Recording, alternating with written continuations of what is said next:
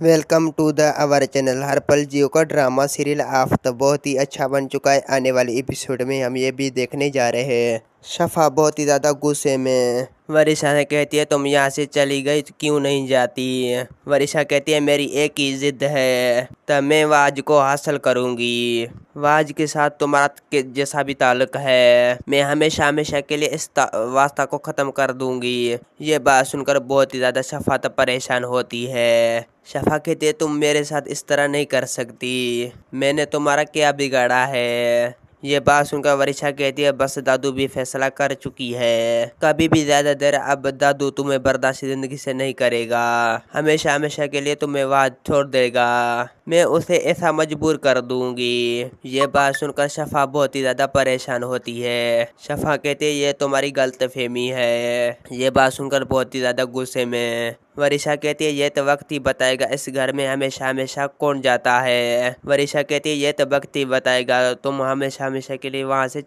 जाना ही होगा।